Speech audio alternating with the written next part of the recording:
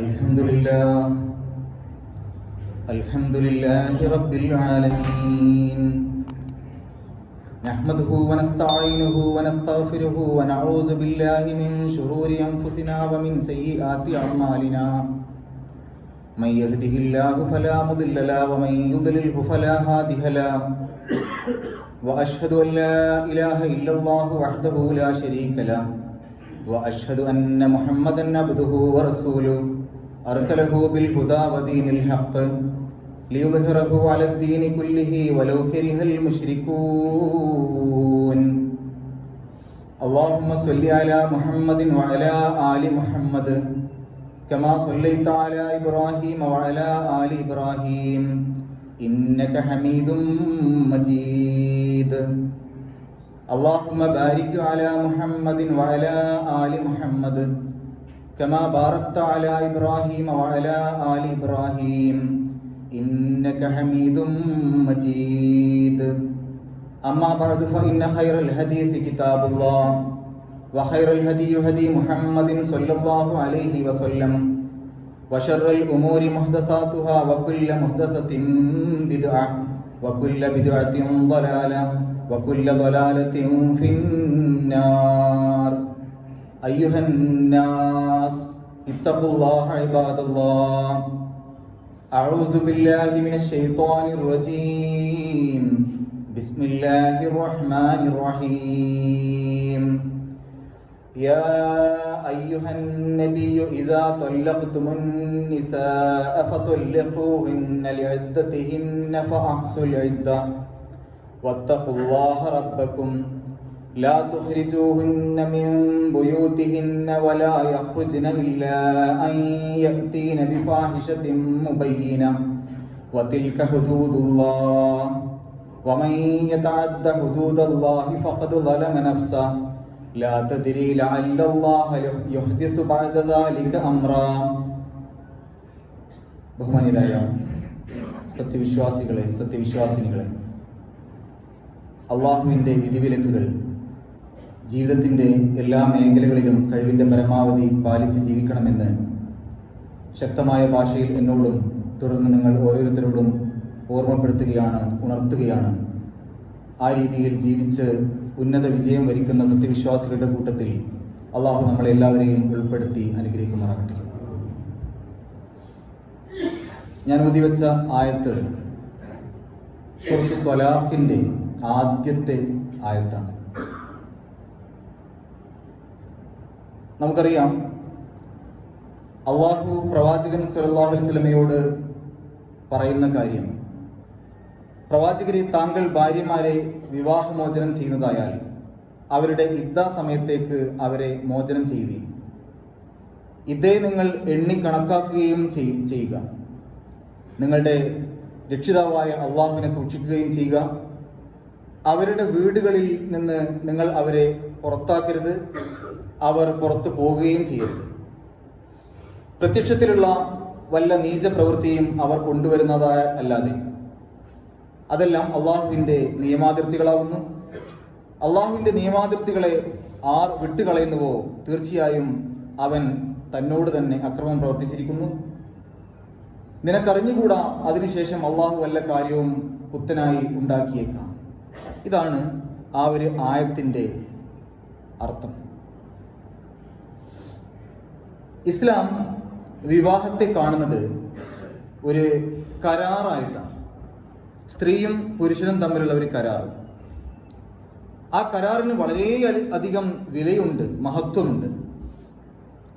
ആ കരാറിൽ സ്ത്രീയുടെ പ്രതിനിധിയായിക്കൊണ്ട് ആ സ്ത്രീക്ക് ഉത്തരവാദപ്പെട്ട ഒരു പുരുഷനാണ് പങ്കെടുക്കേണ്ടത്, വലിയായിക്കൊണ്ട് പങ്കെടുക്കേണ്ടത്. ആ കരാറിന് 2 സാക്ഷികൾ വേണം. ആ കരാറിൽ സ്ത്രീ ആവശ്യപ്പെടുന്ന ധനം അത് മഹറായിക്കൊണ്ട് നൽകാൻ പുരുഷൻ ബാധ്യസ്ഥനാണ്. ശരിക്ക് ഇസ്ലാമിൽ സ്ത്രീ ആവശ്യപ്പെടുന്ന ആ ധനത്തെ, ആ മഹറിനെയാണ് ശരിക്ക് സ്ത്രീധനം എന്ന് വിളിക്കേണ്ടത്. കാരണം വിവാഹ സമയത്ത് ഇസ്ലാം നിശ്ചയിച്ചിരിക്കുന്ന ധനം അത് മാത്രമാണ്. ആ കരാറോടുകൂടി അവർ ഒന്നിച്ചുള്ള ജീവിതം ഹലാലായി മാറി. അതോടെ രണ്ടു പേർക്കും പല ഉത്തരവാദിത്തങ്ങളും അവകാശങ്ങളും ഉണ്ടാകും. എന്നാൽ വളരെ വളരെ അത്യാവശ്യമായ ഒരു ഘട്ടത്തിൽ രണ്ടുപേരും ഒരുമിച്ചുള്ള ജീവിതം മുന്നോട്ട് കൊണ്ടുപോകാൻ സാധ്യമല്ല എന്ന് ബോധ്യപ്പെടുന്ന ഘട്ടത്തിൽ പിന്നെയും ഇത് അള്ളാഹു ഇണക്കിച്ചേർത്തതാണ്, നമുക്ക് വേർപിരിയാൻ നിർവാഹമില്ല എന്ന് പറഞ്ഞ് ഒരുമിച്ച് ജീവിക്കേണ്ടതില്ല. അത്രയും അത്യാവശ്യമായൊരു ഘട്ടം വന്നാൽ, വേർപിരിയൽ നിർബന്ധിതാവസ്ഥ വന്നു കഴിഞ്ഞാൽ വേർപിരിയാനുള്ള അവകാശവും അള്ളാഹു വകവെച്ച് തരുന്നുണ്ട്. അള്ളാഹുവിന് ഒട്ടും ഇഷ്ടമില്ലാത്ത കാര്യമാണ് വിവാഹമോചനം എന്ന് ഹദീസുകൾ നമുക്ക് കാണാൻ സാധിക്കും. എന്നാൽ പോലും അത്രയും അത്യാവശ്യമായ ചില ഘട്ടങ്ങൾ വന്നേക്കാം. അത്തരം ഘട്ടങ്ങളിൽ വിവാഹമോചനം അള്ളാഹു അനുവദിച്ചിട്ടുണ്ട്. അത് അള്ളാഹു അനുവദിച്ച ആ രീതിയിലായിരിക്കണമെന്ന് മാത്രം. പക്ഷെ പലപ്പോഴും ഇന്ന് നമ്മൾ സമൂഹത്തിലേക്ക് ഒന്ന് എടുത്തു നോക്കുകയാണെങ്കിൽ വിവാഹമോചനങ്ങളുടെ എണ്ണം കൂടിക്കൂടി വരികയാണ്. അതിന് പല കാരണങ്ങളുണ്ട്. എന്നാൽ ആ വിവാഹമോചനം ചെയ്യുന്നതോ നമ്മുടെ ഇസ്ലാമിക വിധിയിൽ പറഞ്ഞ രൂപത്തിലല്ല പലപ്പോഴും ഇത്തരം വിവാഹമോചനങ്ങൾ നടക്കാറുള്ളത്. പുരുഷൻ വിവാഹമോചനം നടത്തുന്നതിനെയാണ് ത്വലാഖ് എന്ന് പറയുന്നത്. നമുക്കറിയാമത്. ആ സമയത്ത് അവൾക്ക് എന്തെല്ലാം നൽകിയിരുന്നുവോ, അതായത് കല്യാണത്തിന്റെ സമയത്ത്, നിക്കാഹിന്റെ സമയത്ത് എന്തൊക്കെ നൽകിയിരുന്നുവോ അതെല്ലാം തിരിച്ചു കൊടുക്കണം. അതൊന്നും തന്നെ ആ പുരുഷൻ എടുക്കാൻ പാടില്ല, പുരുഷൻ വാങ്ങാൻ പാടില്ല. അവൾക്ക് അയാളിലൂടെ ഉണ്ടായ എല്ലാ ഉത്തരവാദിത്തങ്ങളും, മക്കളടക്കം എല്ലാ ഉത്തരവാദിത്തങ്ങളും അയാൾ ഏറ്റെടുക്കുകയും വേണം. മാന്യമായ പാരിതോഷികം അല്ലെങ്കിൽ മത്താഴ് അത് നൽകുകയും വേണം. ഇനി ഈ ഒരു കരാറിൽ നിന്ന് വേർപെടാനുള്ള അവകാശം പുരുഷന് മാത്രമല്ല, സ്ത്രീക്കും അങ്ങോട്ട് ആവശ്യപ്പെടാം. എനിക്ക് ഈ ഒരു ഒന്നിച്ചുള്ള ജീവിതം സാധ്യമല്ല. സ്ത്രീക്ക് അങ്ങോട്ട് ആവശ്യപ്പെടാം. സ്ത്രീക്ക് ത്വലാഖ് ചൊല്ലാൻ പറ്റൂല. ഞാൻ നിങ്ങളെ ത്വലാഖ് ചൊല്ലി എന്ന് പറഞ്ഞിട്ട് അത് ത്വലാഖായിട്ട് കൂട്ടൂല. കാരണം ഈ വിവാഹത്തിന്റെ കരാറിൽ സാമ്പത്തികമായി ചെലവാക്കിയത് പുരുഷനാണ്. അതുകൊണ്ട് തന്നെ സ്ത്രീക്ക് അങ്ങോട്ട് ആവശ്യപ്പെടാം, എനിക്ക് ത്വലാഖ് വേണം എന്ന് ആവശ്യപ്പെടാം. അങ്ങനെ ആ ഒരു രൂപത്തിൽ ആവശ്യപ്പെട്ട് സ്ത്രീ ആ വിവാഹത്തിൽ നിന്ന്, കരാറിൽ നിന്ന് വേർപെട്ട് പോകുന്നതിനെയാണ് പുൽക്ക് എന്ന് പറയാം. ഇനി ചില സമയത്ത് അങ്ങനെ ആവശ്യപ്പെട്ടു കഴിഞ്ഞാൽ പുരുഷന് സമ്മതിക്കണം എന്നില്ല, സമ്മതിക്കാതെ വന്നേക്കാം. അങ്ങനെ സമ്മതിക്കാതെ വരുമ്പോ ആ സ്ത്രീക്ക് അവിടെയുള്ള ജഡ്ജിയെ, ഖാദിയെ അവരെ സമീപിക്കാം. അങ്ങനെ സമീപിച്ചിട്ട് ഈ വിവരം പറയാം, അവർക്ക് ബോധ്യപ്പെടുത്തി കൊടുക്കാം. ആ രൂപത്തിൽ അതിൽ നിന്ന് വേർപെട്ട് പോരാം. അതാണ് ഫസ്റ്റ്. അപ്പൊ ഈ രൂപത്തിലൊക്കെ ഈ വിവാഹമോചനങ്ങൾ നടക്കാം, അല്ലെങ്കിൽ ഈ രൂപത്തിലൊക്കെ ആ കരാറിൽ നിന്ന് വേർപെട്ട് പോരാം. ഇതൊക്കെ വളരെ അത്യാവശ്യമുള്ള ഘട്ടത്തിൽ മാത്രമാണ് നടത്തേണ്ടത് എന്ന് മാത്രം. ഇനി പുരുഷൻ ത്വലാഖ് ചൊല്ലുന്ന സമയത്ത് ചില ക്രമങ്ങളുണ്ട്. പലപ്പോഴും നമ്മുടെ സമൂഹത്തിൽ നടക്കാത്ത കാര്യം അതാണ്. പുരുഷൻ അറിയൂല എന്താണ് ശരിക്കും ത്വലാഖ്, എങ്ങനെയാണ് അതെന്ന് അറിയില്ല. ഞാൻ നിന്നെ വിവാഹമോചനം ചെയ്തു, ഞാൻ നിന്നെ ത്വലാഖ് ചൊല്ലി എന്നോട് പറഞ്ഞു കഴിഞ്ഞാൽ അത് ത്വലാഖായി എന്നുള്ള രൂപത്തിലാണ് പലരും വിചാരിച്ചു വെച്ചിരിക്കുന്നത്. ത്വലാഖിന് ചില ക്രമങ്ങളുണ്ട്. ഏറ്റവും ആദ്യമായി ആ ഇണകൾ തമ്മിലുള്ള ജീവിതം, ഭാര്യ ഭർത്താവ് എന്നുള്ള പദപ്രയോഗം ഖുർആനിലില്ല, ഇണകളാണ്, സൗജാണ്. ഇണകളായിട്ടുള്ള ആ ഒരു ജീവിതത്തിന്റെ ഇടയിൽ അസ്വാരസ്യങ്ങൾ വന്നു കഴിഞ്ഞാൽ, ഒന്നിച്ചുള്ള പോക്ക് അത്ര സുഖകരമല്ല എന്ന് തോന്നിക്കഴിഞ്ഞാൽ, നടക്കൂല എന്ന് തോന്നിക്കഴിഞ്ഞാൽ ഉപദേശിക്കണം. നല്ല സ്നേഹത്തോടു കൂടി ഉപദേശിക്കണം. കാര്യങ്ങൾ പറഞ്ഞ് മനസ്സിലാക്കാൻ ശ്രമിക്കണം. ഒന്നാമത്തെ ഘട്ടം അതാണ്, ഉപദേശമാണ്. സ്നേഹത്തോടു കൂടിയുള്ള ഉപദേശം, വഴക്ക് പറയലല്ല, അനാവശ്യ വാക്കുകൾ ഉപയോഗിക്കലല്ല, സ്നേഹത്തോടു കൂടി ഉപദേശിക്കണം. അതാണ് ഒന്നാമത്തെ ഘട്ടം. രണ്ടാമത്തെ ഘട്ടം, എന്നിട്ടും ആ ഒരു പ്രശ്നത്തിന് പരിഹാരമാകുന്നില്ല എങ്കിൽ പിന്നീട് കിടപ്പറ മാറിക്കിടക്കണം. പുരുഷനും സ്ത്രീയും 2 റൂമുകളിലായിട്ട് കിടക്കണം. അവർ തമ്മിൽ ഒരു ഭാര്യാഭർത്തൃ ബന്ധമില്ലാത്ത രൂപത്തിൽ മാറിക്കിടക്കുക. കാരണം ആ തരത്തിൽ മാറിക്കടന്നു കഴിഞ്ഞാൽ മനഃശാസ്ത്രപരമായി നമ്മളെ സൃഷ്ടിച്ച പടച്ച തമ്പുരാൻ അറിയാം, പലരുടെയും പ്രശ്നങ്ങൾ, പലരുടെയും ആ വഴക്കും വക്കാണവും ഒക്കെ ഒരു പരിധിവരെ പരിഹാരമാകും. 1-2 ദിവസം മാറിക്കിടക്കുമ്പോഴേക്ക് പലരും ക്ഷമിക്കാൻ തുടങ്ങും, തെറ്റുകളൊക്കെ പുറത്തു കൊടുക്കാൻ തുടങ്ങും. അങ്ങനെ കിടപ്പറ മാറിക്കിടക്കണം എന്നുള്ളതാണ് രണ്ടാമത്തെ ഘട്ടം. മൂന്നാമത്തെ ഘട്ടത്തിൽ ചെറിയ രൂപത്തിൽ ഭാര്യമാരെ അടിക്കാം എന്ന് പുരുഷന് അള്ളാഹു അനുവാദം കൊടുത്തിട്ടുണ്ട്. പക്ഷെ ഈ ഒരു വാചകം പലപ്പോഴും തെറ്റിദ്ധരിച്ചിട്ടുണ്ട്. അടിക്കാൻ ഞങ്ങൾക്ക് അനുവാദമുണ്ട് എന്നുള്ള രൂപത്തിൽ അടിക്കാൻ തയ്യാറായി നിൽക്കല്ല വേണ്ടത്. ഈ അടി എന്ന് പറഞ്ഞാൽ എന്താണെന്നുള്ളത് ശരിക്കും മനസ്സിലാക്കണം. വേദന കൊണ്ട് ഒരു സ്ത്രീയെ മാറ്റിപ്പിക്കാനുള്ള അടിയല്ല അത്, അടിയുടെ വേദന കൊണ്ട്.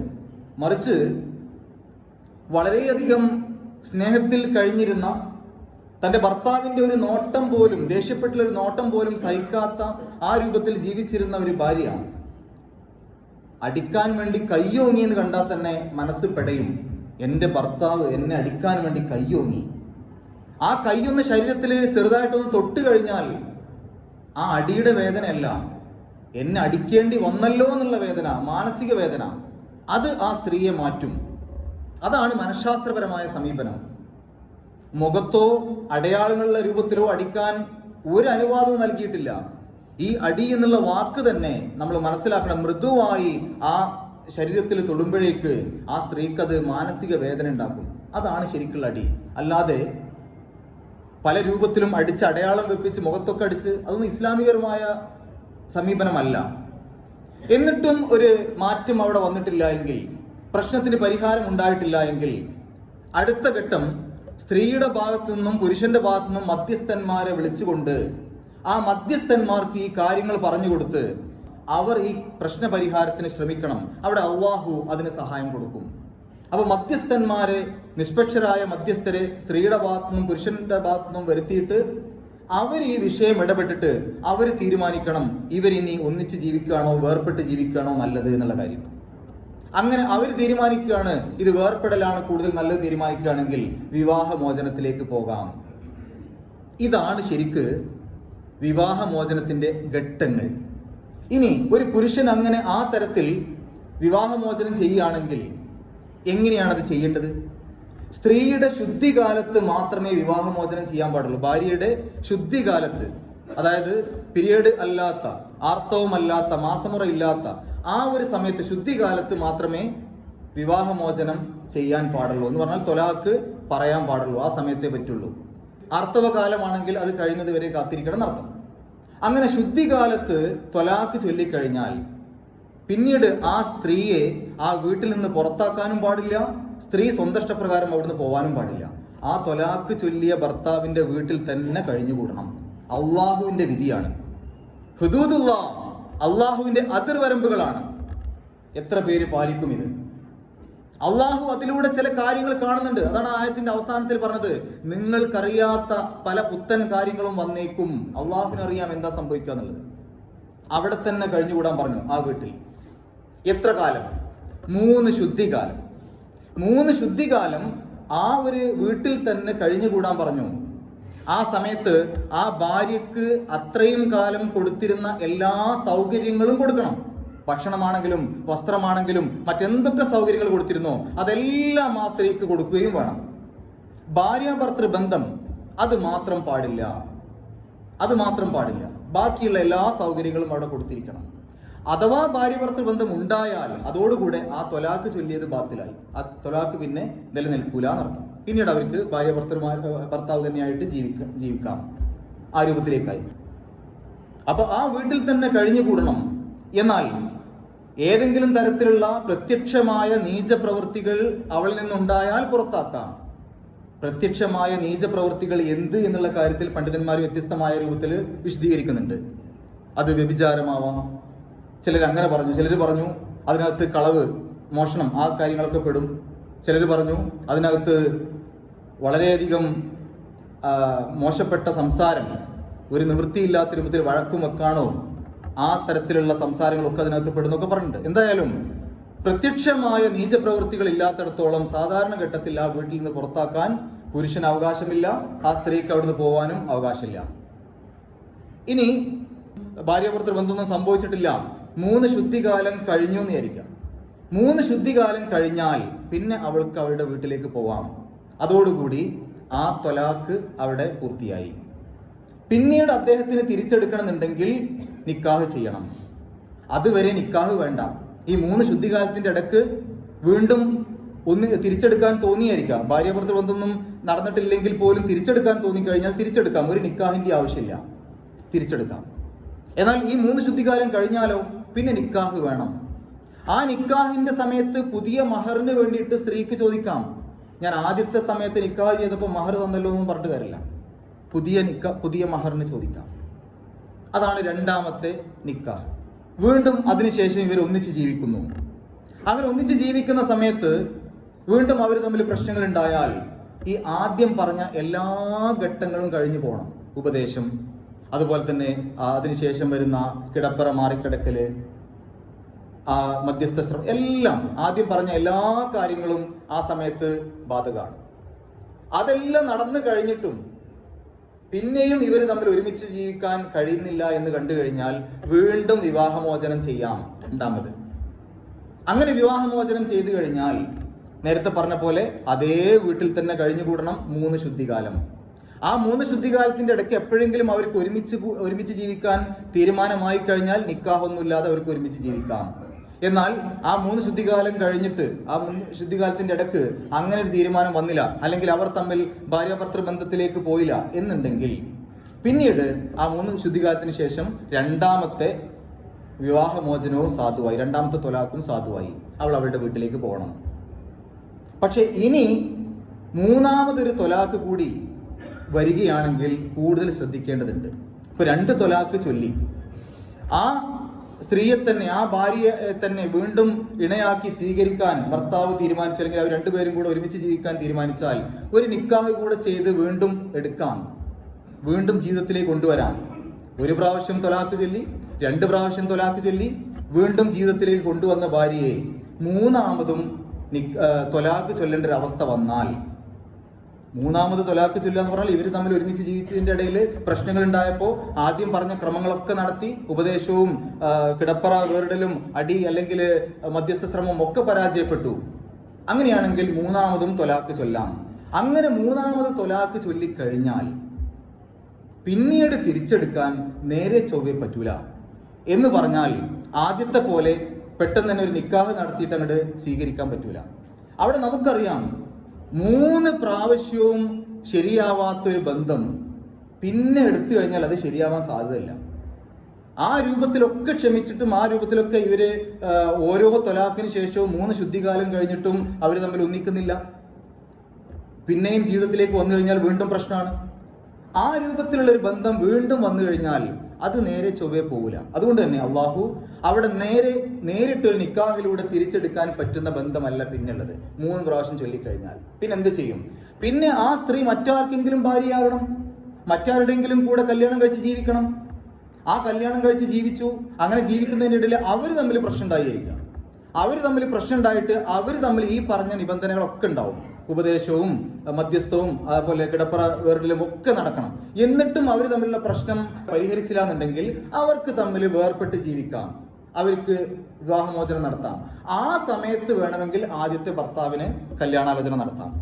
അതല്ലാതെ ഇനിയിപ്പോ 3 കഴിഞ്ഞു, അല്ലെങ്കിൽ 2 തൊലാഖും ചൊല്ലി, ഇനിയിപ്പോ തിരിച്ചെടുക്കാൻ പറ്റാത്ത തൊലാഖാണ്, അതുകൊണ്ട് തൽക്കാലം എനിക്ക് കല്യാണം കഴിക്കാൻ വേണ്ടി നീ ഒന്ന് ഇടയിൽ നിന്നുകൊണ്ടാ എന്ന് പറഞ്ഞിട്ട് ആരെങ്കിലും ഒരാളെ ഇടയിൽ കയറിയിട്ട് അയാളൊന്ന് കല്യാണം കഴിക്കുക, നിങ്ങൾ മറ്റേ ആൾക്ക് ഭാര്യയാക്കുക, ഇത് അനിസ്ലാമികമാണ്. ഇങ്ങനൊരു സമ്പ്രദായം അനാചാരമാണ്, അനിസ്ലാമികമാണ്. അത് അള്ളാഹുവിനെ പറ്റിക്കുന്ന ഒരു പരിപാടിയാണ്.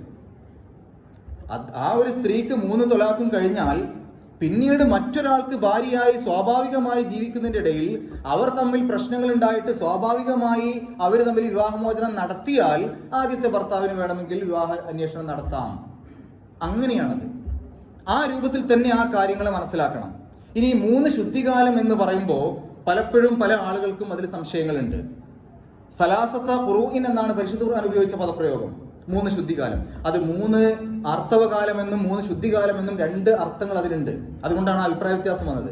ചില പണ്ഡിതന്മാർ പറഞ്ഞത് ഒന്നാമത് ആദ്യത്തെ വിവാഹമോചനം ചെയ്യുന്നത് ശുദ്ധികാലത്തായിരിക്കണമല്ലോ. ആ ശുദ്ധികാലത്ത് വിവാഹമോചനം ചെയ്തതിനു ശേഷം പിന്നീട് ഒരു പീരിയഡ് വരും, അല്ലെങ്കിൽ മെൻസ്ട്രൽ ടൈം വരും, മാസമുറ ഉണ്ടാവും, അതിനുശേഷം ഒരു ശുദ്ധികാലം വരും. അതായത് വിവാഹമോചനം ചെയ്യുന്നത് ശുദ്ധികാലത്താണ്. അങ്ങനെ വിവാഹമോചനം ചെയ്തതിന് ശേഷം പിന്നീട് വരുന്ന ഒരു ശുദ്ധികാലം, അതിനുശേഷം രണ്ടാമത് മാസമുറണ്ടായി വീണ്ടും ഒരു ശുദ്ധികാലം വന്നു.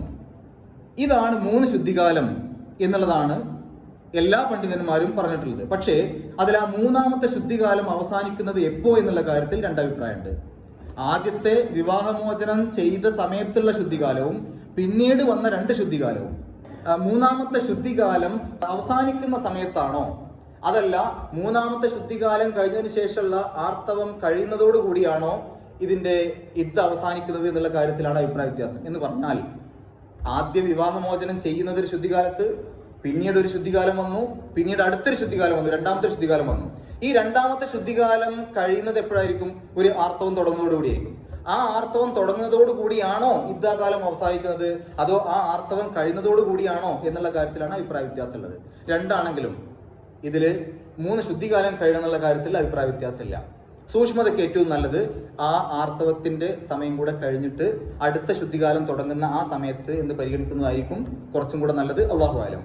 ഏതായാലും ഈ ഒരു സമയം, ഇത്രയും 3 ശുദ്ധികാലത്തിന്റെ ഇടയിൽ അവർ തമ്മിൽ യോജിക്കാൻ കഴിയില്ല എങ്കിൽ പിന്നെ ആ ബന്ധം നേരെ വേർപിരിയാണ് വേണ്ടത്.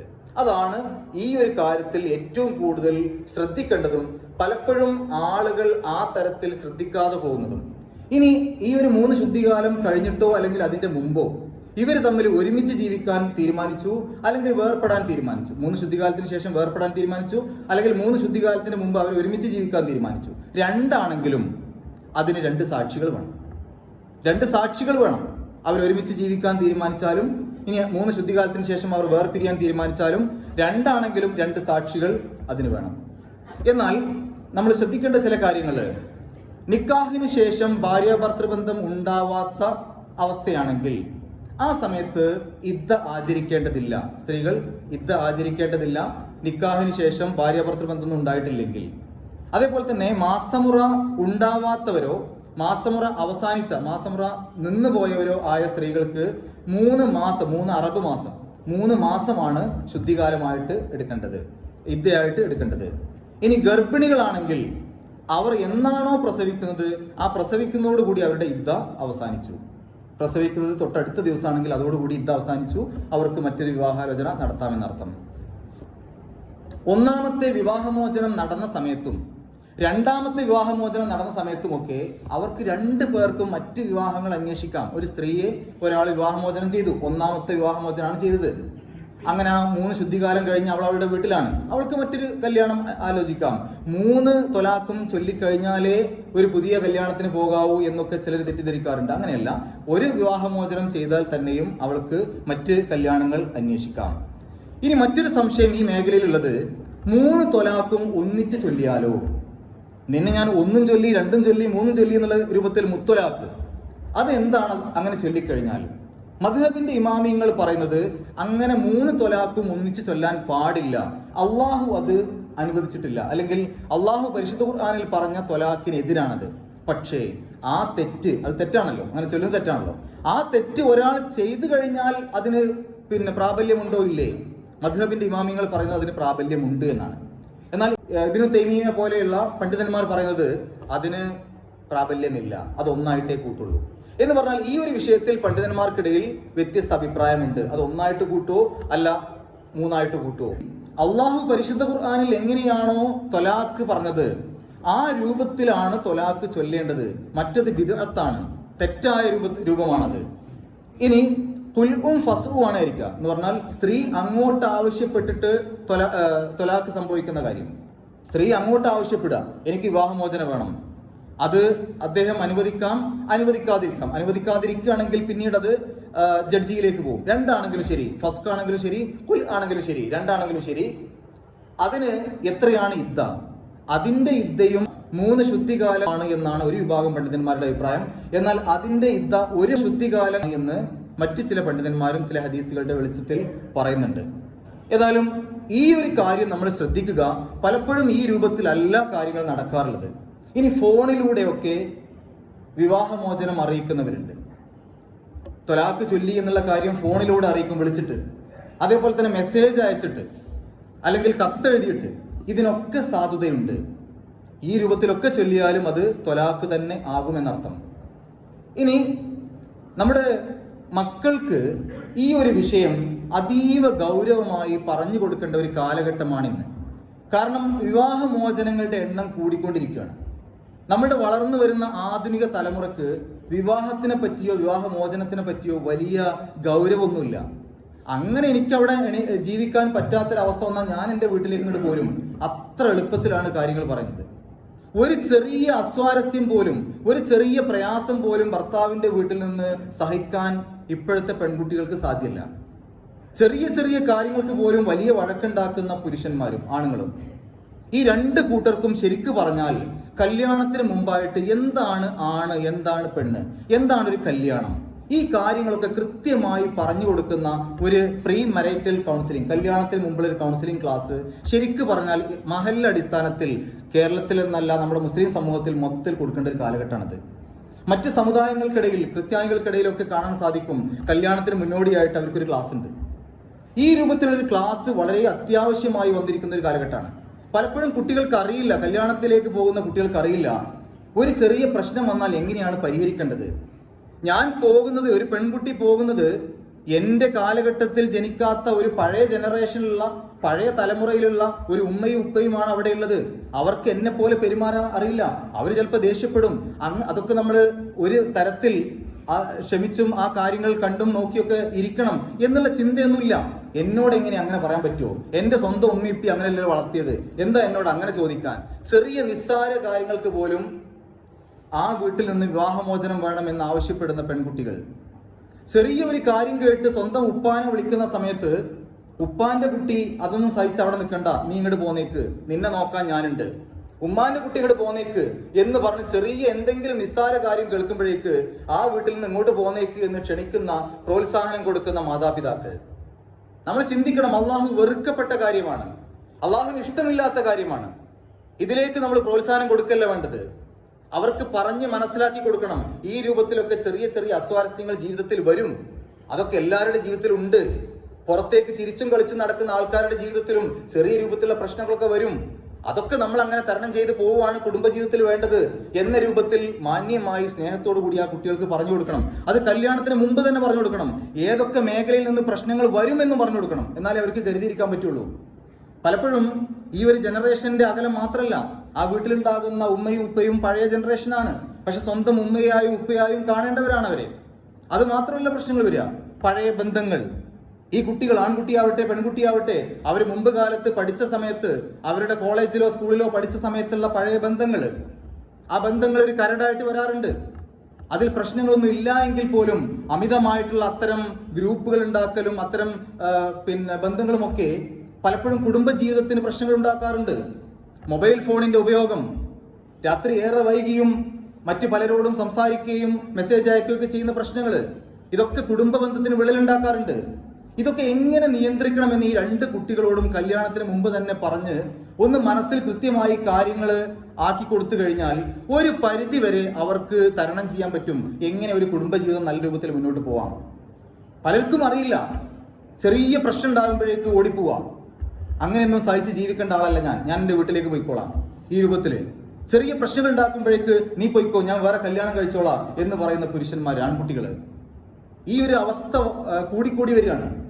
കല്യാണമൊന്നും വേണ്ട, ജീവിക്കാൻ എന്ന് പറയുന്നത് വേറൊരു സമൂഹം, അത് അതിനേക്കാൾ ഭയാനകമായി വന്നുകൊണ്ടിരിക്കുന്നുണ്ട്. ഈ ഒരു ഇത്തരം സമൂഹങ്ങൾ വളർന്നു വരുമ്പോൾ നമുക്ക് ചെയ്യാനുള്ളത് കൃത്യമായ മാർഗനിർദ്ദേശങ്ങൾ കുട്ടികൾക്ക് നേരത്തെ കൊടുക്കുക എന്നുള്ളതാണ്. പെൺകുട്ടികളാവട്ടെ ആൺകുട്ടികളാവട്ടെ. പെൺകുട്ടികളെ സംബന്ധിച്ചിടത്തോളം രക്ഷിതാക്കൾ വളരെയധികം ശ്രദ്ധിക്കണം. അവർക്ക് ഇഷ്ടമില്ലാത്ത ഒരു കല്യാണം നടത്തി കൊടുക്കാൻ ഒരു രക്ഷിതാവിന് അവകാശമില്ല. പലപ്പോഴും പറഞ്ഞങ്ങോട്ട് സമ്മതിപ്പിക്കല. ആണിന്റെ വീട്ടുകാരോട് പറയും, അവൾ സമ്മതിച്ചിട്ടുണ്ട്, അതൊക്കെ ഞങ്ങൾ പറഞ്ഞ് ശരിയാക്കിയിട്ടുണ്ട്. ഈ പെൺകുട്ടി സമ്മതിച്ചിട്ടുണ്ടാവില്ല. എന്നിട്ട് പിന്നെ കല്യാണത്തിന് ശേഷമാണ് പ്രശ്നങ്ങൾ തുടങ്ങുക. അവസാനം വേർപിരിയുന്ന സമയത്ത് പറയും, ഞാൻ സമ്മതിച്ചിട്ടൊന്നും ഉണ്ടായിരുന്നില്ല, എന്റെ ഉപ്പയും ഉമ്മയും എന്നെ നിർബന്ധിച്ചതാ. അങ്ങനെ നിർബന്ധിച്ച് ഒരു പെൺകുട്ടിയെ കല്യാണം കഴിപ്പിച്ചു കൊടുക്കാൻ ഒരു പുരുഷന് അവകാശമില്ല, ഒരു ഉപ്പാക്ക് അവകാശമില്ല, ഉമ്മാക്ക് അവകാശമില്ല. നബി സല്ലല്ലാഹു അലൈഹി വസല്ലമയുടെ അടുത്തേക്ക് ഒരു സഹോദരി വന്നിട്ട്, എന്നെ എന്റെ ഉപ്പ കല്യാണം കഴിച്ചു കൊടുത്തു, എനിക്കത് ഇഷ്ടമല്ല, എന്താ ചെയ്യേണ്ടത് ചോദിച്ചപ്പോ, നിനക്ക് ആ ബന്ധത്തിൽ നിന്ന് വേർപിരിയാം, അതിന് അനുവാദമുണ്ട്. അപ്പൊ ആ പെൺകുട്ടി പറഞ്ഞു, അതിന്റെ ആവശ്യം എനിക്കില്ല, പക്ഷെ ഞാൻ എല്ലാവർക്കും ഒരു മാതൃകയാകാൻ വേണ്ടിയിട്ട് ചോദിച്ചു എന്നേ ഉള്ളൂ എന്ന് പറഞ്ഞാൽ, ആ തരത്തിൽ ഒരു പെൺകുട്ടിയെ കല്യാണം കഴിപ്പിച്ചു കൊടുത്താൽ അത് സ്വീകരിക്കാതിരിക്കാനുള്ള അവകാശം പെൺകുട്ടിക്ക് അള്ളാഹു നൽകിയിട്ടുണ്ട്. അതുപോലെ തന്നെ ഒരു പുരുഷൻ ആ പുരുഷന് എല്ലാ തരത്തിലുള്ള സൗകര്യങ്ങളുണ്ട്, ആ ഭാര്യയെ നല്ലപോലെ നോക്കുന്നുണ്ട്. പക്ഷെ ശാരീരികമായിട്ട് ചില കഴിവുകേടുകളുണ്ട്. ആ സ്ത്രീക്ക് ലഭിക്കേണ്ട, ഒരു ഭാര്യയ്ക്ക് ലഭിക്കേണ്ട ചില കാര്യങ്ങൾ ലഭിക്കാതെ വരുന്നുണ്ട്. ആ സ്ത്രീ പോയിട്ട് നബി സ്വല്ലല്ലാഹു അലൈഹി വസല്ലമയോട് ചോദിച്ചു, ഞാൻ എന്ത് ചെയ്യണം, നിനക്ക് ആ വിവാഹ ബന്ധത്തിൽ നിന്ന് വേർപിരിയാമെന്നാണ് പറഞ്ഞത്.